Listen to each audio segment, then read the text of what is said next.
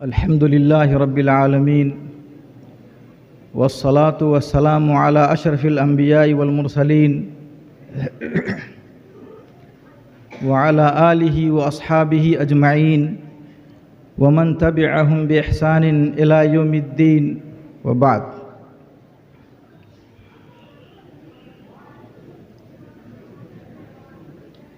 मुझे इस सरज़मीन पर आकर बेहद खुशी महसूस हो रही है कि एक ज़माने से सोचता था कोई मुनासबत हो तो यहाँ आऊँ। फैज़ाम में जब पढ़ता था तो उस वक्त मिरातुल मफातिह वाले की ज़ियारत करने लोग आया करते थे, लेकिन उस वक्त मुझे यह मौका नसीब न हो सका और उनकी ज़ियारत से महरूम रहा। अल्लाह रब्बुल आलमीन ने मेरे एक ख़ास रिश्तेदार लड़के की फ़रागत की मुनासबत से यहाँ आने का मौका दिया। अल्लाह रब्बुल आलमीन का बेहद शुक्रगुज़ार हूँ। इस फ़रागत की मुनासबत से मैं जो कहना चाहूँगा कि अल्हम्दुलिल्लाह ये इदारा बड़े बुज़ुर्गों का कायम करदा इदारा है, इसलिए यहाँ से फ़ारिग़ुत तहसील तलबा को चाहिए कि उनके लिए नेमल खलफ़ के तौर पर उभरें। मगर अफ़सोस के साथ कहना पड़ता है कि बहुत सारे इदारे में बच्चे औलवियात और तरजीहात को समझते ही नहीं हैं कि उन्हें क्या पढ़ना है, क्या नहीं पढ़ना है, क्या पहले पढ़ना है, क्या बाद में पढ़ना है। इस तरह की तरजीहात उनके ज़हन में होती ही नहीं है, जिसकी वजह से इल्मी तौर पर मज़बूत बनकर नहीं निकलते हैं। मैं आपको एक दो वाक़े सुनाता हूँ। इब्ने मदीनी रिवायत करते हैं कि इब्ने जुरैज रहमहुल्लाह अता इब्न अबी रबाह मक्की रहमहुल्लाह के पास आए इल्म सीखने, तो उनके पास एक आलिम दीन बैठे हुए थे। तो उन्होंने पूछा कि क्या तुमने कुरान याद कर लिया है? तो उन्होंने कहा कि नहीं। तो कहा कि जाओ पहले कुरान याद करो, उसके बाद इल्म हासिल करना। वो कुछ फ़तरे तक गायब रहे, कुरान याद किए, फिर आए दोबारा। जब दोबारा आए तो उनके पास वो आदमी उस वक्त भी मौजूद थे। देखिए किस तरह से इल्मी लगा हुआ करता है एक दूसरे के साथ अहले इल्म का, कि उस वक्त एक फ़तरे के बाद आए दोबारा, फिर भी वो मौजूद थे। तो कहा कि क्या तुमने फ़राइज़ का इल्म हासिल कर लिया है? पहले कुरान की तलक़ीन की कि कुरान याद करो, और अब तलक़ीन कर रहे हैं कि फ़राइज़ याद करो। तो फिर वह जाते हैं दोबारा फ़राइज़ सीखने। फ़राइज़ का जब इल्म हासिल कर लेते हैं तब आते हैं और कहते हैं कि जाओ इल्म सीखो। इसी तरह एक और वाक़या है इसी ताल्लुक़ से कि वो आते हैं उनके पास, तो कहते हैं कि मैं आया हूँ हदीस सीखने। तो कहा कि हदीस सीखने से पहले ज़रूरी है कुरान याद करो, कुरान याद है? तो उन्होंने कहा कि बिल्कुल मुझे कुरान याद है। तो टेस्ट लेते हैं कि वाकई इसको याद है या नहीं। फिर जब उस टेस्ट में वो पास हो जाते हैं तो कहते हैं कि फ़राइज़ सीखो। वो कहते हैं कि मैंने फ़राइज़ भी सीख लिया है। तो फिर वो पूछते हैं एक सवाल कि बताओ चचा और भाई का बेटा, इन दोनों में से तुमसे करीब तर कौन है? तो जवाब देते हैं कि मेरा जो भतीजा है वो मुझसे ज़्यादा करीब तर है, इसलिए असब के तौर पे वो ज़्यादा हक़दार है। तो कहा कि वजह क्या है? तो कहा इसलिए कि वो मेरी माँ की तरफ से आता है और हमारे चचा दादा की तरफ से आते हैं। फिर उसके बाद कहते हैं जब वो इसमें भी पास हो जाते हैं तो कहते हैं क्या तुम्हें नहव का इल्म है? तो कहा मैंने नहव भी सीख रखा है। तो उन्होंने इम्तिहान के तौर पे पूछा कि या लल्लाह वलिल मुस्लिमीन, या लल्लाह वलिल मुस्लिमीन, लल्लाह के लाम पर ज़बर क्यों है और लिल मुस्लिमीन के लाम पर ज़ेर क्यों है?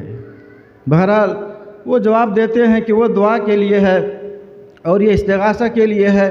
इतना बात बतलाने के बाद वो साहब कहते हैं कि अगर मैं हदीस किसी को सिखलाता, किसी को सुनाता, इसका दर्स किसी को देता तो तुम्हें ज़रूर देता, लेकिन मैंने दर्स देना बंद कर दिया है। खुलासे कलाम ये है कि हम जहाँ तक मैंने देखा है या हम लोग देखते हैं कि बहुत सारे मदारिस के बच्चे, उनके अंदर तरजीहात नहीं होती हैं, जिसकी वजह से बुनियादी तौर पे वो कमज़ोर होते हैं। हालांकि एक ऐसे मुस्तवा पर पहुंचने के बाद, ख़ास करके इस तरह के इदारे से निकलने के बाद, ज़िम्मेदारी मज़ीद बढ़ जाती है, क्योंकि इस इदारे को कायम करने वाले बड़े बड़े अहले फ़न हैं, साहिब तोहफ़ा, अहले हदीसों के माबैन एक अजीम हस्ती, इसी तरह मिरातुल मफातिह वाले अजीम हस्ती, और रहीकुल मखतूम वाले अजीम हस्ती, सब इसी शहर के थे, इसी गांव के थे। तो ज़ाहिर सी बात है, हम जब उनके गांव में पढ़ते हैं या उनके इदारे में पढ़ते हैं तो कुछ तो हमारे अंदर उनका असर होना चाहिए, लेकिन नहीं।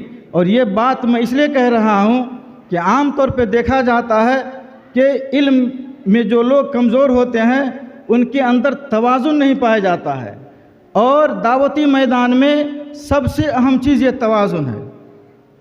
मान के चलिए, हज़रत उमर बिन ख़त्ताब रज़ी अल्लाह तआला अन्हु का वाक़या मशहूर है कि जब वो हजर असवद को बोसा देते हैं तो कहते हैं कि मैं जानता हूँ कि तुम एक पत्थर हो, तुम न तो नफ़ा पहुँचा सकते हो और नहीं नुकसान, लेकिन मैंने अल्लाह के रसूल सल्लल्लाहु अलैहि वसल्लम को बोसा देते हुए देखा है, इसलिए मैं तुम्हें बोसा दे रहा हूँ और मेरा कोई मकसद नहीं।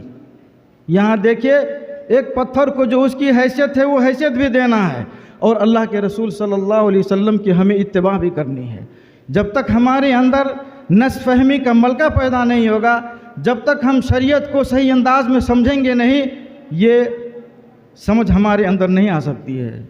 इसी खाने काबा से जुड़ा हुआ एक वाक़या है अमीर मुआविया रज़ी अल्लाह ताला अन्हु का। वो जब उम्रा करने के लिए आते हैं तो खाने काबा के चारों कोनों का इस्तेलाम करते हैं। खाने काबा के सिर्फ दो कोने का इस्तेलाम किया जाता है, एक हजर असवद का और दूसरा रुकन यमानी का, लेकिन वो चारों कोने का इस्तेलाम करना शुरू कर देते हैं।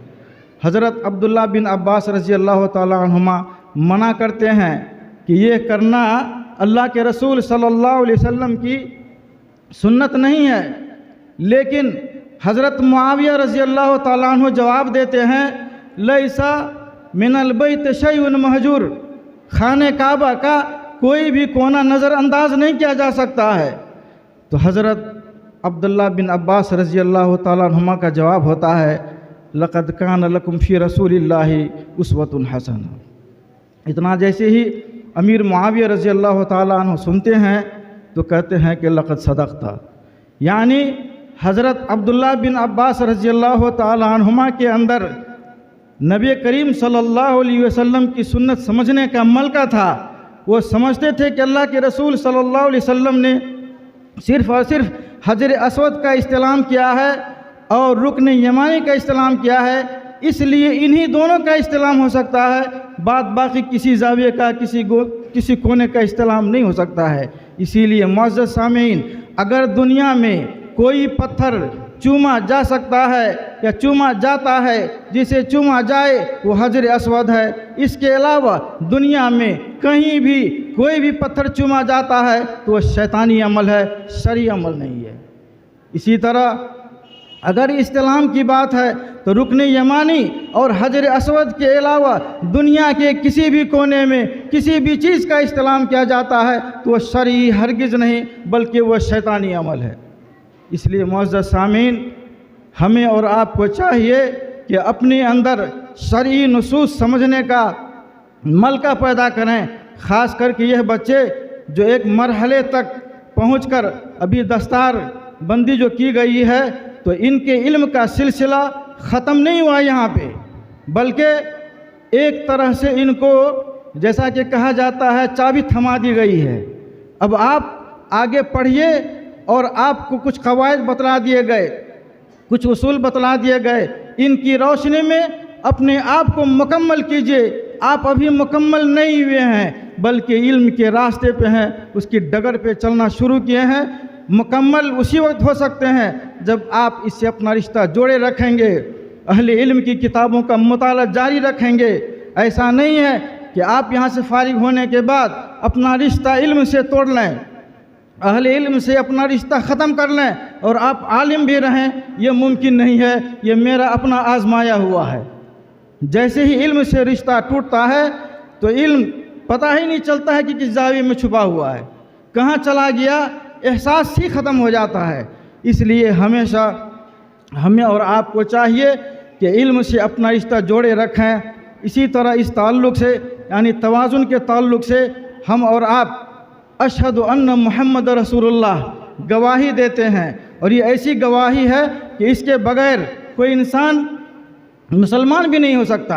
लेकिन ज़रा गौर कीजिए यहाँ पे, अशहदु अन्न मुहम्मदन अब्दुहु व रसूलुहु, अशहदु अन्न मुहम्मदन अब्दुहु व रसूलुहु। तो यहाँ पे अब्द भी है और रसूल भी है। आखिर क्या वजह है कि यहाँ पे हमें अल्लाह के रसूल सल्लल्लाहु अलैहि वसल्लम को अल्लाह रब्बुल आलमीन का अब्द यानी बंदा मानते हैं और इसकी गवाही देना पड़ता है। इसी तरह उसके बाद फिर अल्लाह के रसूल सल्लल्लाहु अलैहि वसल्लम के रसूल होने की गवाही देनी पड़ती है। इसलिए अब्द इसलिए कि जो बंदा होगा, अब्द होगा, उसकी इबादत नहीं हो सकती, उसको हम उस दर्जा से ऊपर नहीं कर सकते। जो बंदा होगा वो माबूद नहीं हो सकता है। और रसूल इसलिए कि हम उनके दर्जे को उससे कमतर नहीं कर सकते, इसलिए उनकी हर बात हमें माननी है। तो यहाँ भी देखिए तवाज़ुन है। अल्लाह के रसूल सल्लल्लाहु अलैहि वसल्लम को अल्लाह का बंदा भी माने और अल्लाह का रसूल भी माने। अल्लाह का बंदा इसलिए माने कि हम उनकी इबादत ना करें, रसूल इसलिए माने कि उनकी हर बात को माने। जब तक हम उनकी हर बात को मानेंगे नहीं, हमारे अंदर तवाज़ुन पैदा नहीं होगा। एक छोटी सी मिसाल ले लीजिए, उसके बाद मैं अपनी बात ख़त्म कर दूँगा। हज़रत बरीरा रज़ी अल्लाह तआला अन्हा का नाम आप लोगों ने सुना होगा। ये एक लौंडी थी। कुछ लोगों ने गोश्त इनको सदका के तौर पे दिया। ये अल्लाह के रसूल सल्लल्लाहु अलैहि वसल्लम के घर में थी। अल्लाह के रसूल सल्लल्लाहु अलैहि वसल्लम पर, अल्लाह के रसूल सल्लल्लाहु अलैहि वसल्लम के आले बैत पर सदका हराम। अल्लाह के रसूल सल्लल्लाहु अलैहि वसल्लम घर में आते हैं तो इनको खाना पेश किया जाता है। खाना पेश किया जाता है, रोटी और जो घर में मौजूद सालन होता है वो सालन पेश किया जाता है। अल्लाह के रसूल सल्लल्लाहु अलैहि वसल्लम जब घर में दाखिल होते हैं तो देखते हैं कि हांडी में गोश्त पक रहा है, तो पूछते हैं कि वहाँ हांडी में गोश्त पक रहा है, वो सालन किधर है कि आम सालन मुझे पेश किया जा रहा है। तो हज़रत आयशा रज़ी अल्लाह तआला अन्हा ने जवाब दिया कि वो गोश्त पक रहा है, बरीरा को सदका के तौर पर दिया गया है और सदका आपके लिए हमारे लिए जायज़ नहीं है, इसलिए हमने इस गोश्त को आपके सामने पेश करना मुनासिब नहीं समझा। तो अल्लाह के रसूल सल्लल्लाहु अलैहि वसल्लम ने क्या फरमाया कि वो गोश्त बरीरा के लिए सदका है, मगर जब बरीरा उसकी मालिक बन गई तो अब वो गोश्त हमारे लिए हदिया है। यही चीज़ सोचने और समझने की है, यही चीज़ सोचने और समझने की है। अगर हमारे अंदर ये तवाज़ुन पैदा नहीं होगा तो सही तरह से फतवा नहीं दे सकेंगे। इसलिए ज़रूरी है शरीयत को शरई अंदाज में समझना। जब तक हम शरीयत को अल्लाह के रसूल सल्लल्लाहु अलैहि वसल्लम की समझ के मुताबिक नहीं समझेंगे, जब तक हम अल्लाह रब्बुल आलमीन के कलाम को अल्लाह रब्बुल आलमीन के मुराद के मुताबिक नहीं समझेंगे, हमारे अंदर तवाज़ुन पैदा नहीं हो सकता है। इसलिए आप गौर कीजिए नुसूस में और देखते चले जाइए। जब अल्लाह के रसूल सल्लल्लाहु अलैहि वसल्लम दाई और काजी भेजते हैं तो कहते हैं यस्सरा वला तुअस्सिरा, बशरा वला तुनफ़िरा, आसानियाँ पैदा करना, सख्ती नहीं, और लोगों को खुशखबरियाँ देना, लोगों के अंदर नफ़रत पैदा मत करना। यह है तवाज़ुन। इस तरह का तवाज़ुन हम पैदा करेंगे। इब्ने अबी ज़ैद क़ैरवानी रहमहुल्लाह मज़हब मालिकी के बड़े इमाम थे और इनको हद फासिल माना जाता है मुतक़द्दिमीन और मुताख़िरीन में। इनके बारे में आता है कि ये कुत्ता पाले हुए थे। तो लोगों ने कहा कि मज़हब मालिकी में कुत्ता पालना हराम है और आप कुत्ता पाले हुए हैं। इमाम मालिक रहमहुल्लाह का ये मज़हब तो नहीं है। तो उन्होंने कहा कि अगर इमाम मालिक इस ज़माने में ज़िंदा होते तो वो शेर पालते अपनी निगरानी के लिए। उन्होंने जो कुत्ता पाल रखा था अपनी हिरासत के लिए, अपनी निगरानी के लिए। कहने का मतलब ये है कि जब तक हमारे अंदर सही इल्म नहीं आएगा, सही अंदाज का इल्म नहीं आएगा, सही समझ नहीं आएगी, तब तक हमारे अंदर तवाज़ुन पैदा नहीं हो सकता। और जब तक तवाज़ुन पैदा नहीं होगा तब तक सही अंदाज में हम दावती मैदान में काम नहीं कर सकते, इल्मी मैदान में काम नहीं कर सकते, तरबियती मैदान में काम नहीं कर सकते। इमाम इब्न तैमिया रहमहुल्लाह का नाम आप लोगों ने सुना होगा। बड़े आलिम थे अपने ज़माने के। हर आदमी हम में से जानता है कि शराब पीना हराम है। अगर कोई बंदा शराब पी रहा हो तो उसको रोका जाता है, टोका जाता है, मारा पीटा जाता है। मगर हालत जंग में जब वो तातारियों के साथ थे, कुछ लोगों को शराब पीते हुए देखा, उनके साथ कुछ लोग थे, उन्होंने चाहा कि उन लोगों को मना किया जाए शराब पीने से। और वो सब के सब ताल्लुक़ रखते थे तातार कबीले से, मुसलमान नहीं थे। अगर चाहते तो छोड़ देते उन लोगों को, समझाते बुझाते कि जाओ समझाओ उन लोगों को शराब पीने से रोको। मगर वहाँ पर इब्न तैमिया रहमहुल्लाह ने क्या कहा कि इन लोगों को शराब पीने दो।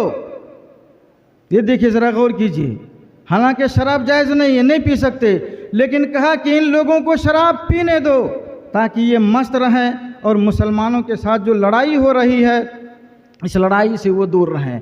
क्योंकि एक मुसलमान का खून हो जाए, एक मुसलमान का कत्ल हो जाए, ये बहुत बड़ा जुर्म है। और शराब जो पी रहे हैं ये लोग उसके मुकाबले में छोटा जुर्म है। इसलिए छोटे जुर्म का इर्तिकाब कर रहे हैं, करने दो ताकि इनके हाथों से किसी मुसलमान की शहादत न हो। इसलिए मुअज़्ज़ज़ सामीन और ख़ास करके फ़ारिग होने वाले तलबा, हमारे और आपके लिए ज़रूरी है कि कुरान व हदीस को अल्लाह रब्बुल आलमीन की मुराद, नबी सल्लल्लाहु अलैहि वसल्लम की मुराद के मुताबिक समझें। इसीलिए हमारे सलफ़ के उसूल में से है कि किताब व सुन्नत को अपने सलफ़ के उसूल के मुताबिक समझें। हम अपने सलफ़े सालिहीन के फ़हम के मुताबिक समझें। इसके बग़ैर अगर हम समझते हैं, अपनी मर्ज़ी का माना और मफ़हूम लेते हैं तो ये चलने वाला नहीं है। इसलिए हमारे और आपके लिए ज़रूरी है कि कुरान और हदीस का इल्म ज़्यादा से ज़्यादा हासिल करें ताकि हमारे अंदर एक तरह का मलका पैदा हो, नुसूस फ़हमी का, कुरान फ़हमी का, सुन्नत फ़हमी का। अल्लाह के रसूल सल्लल्लाहु अलैहि वसल्लम का मनहज क्या था, अल्लाह रब्बुल आलमीन चाहता क्या है, इस ताल्लुक़ से बेशुमार मिसालें मौजूद हैं।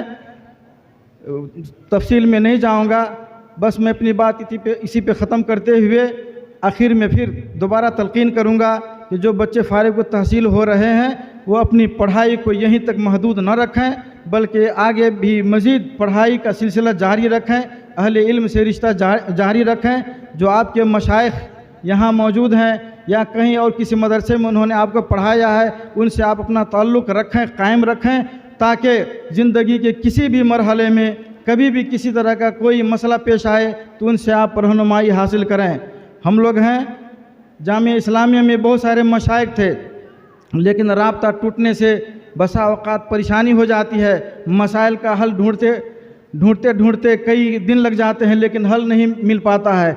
लेकिन ये मशाइख़ वगैरह सब अगर राब्ता में रहते तो आसानी से किसी भी मसले का हल निकल आता है। इसलिए इस चीज़ पर भी फोकस रखें और अपना लगाव, अपना ताल्लुक़ हमेशा तालीम से जोड़े रखें। अल्लाह रब्बुल आलमीन हम सबको तौफ़ीक़ दे, आमीन।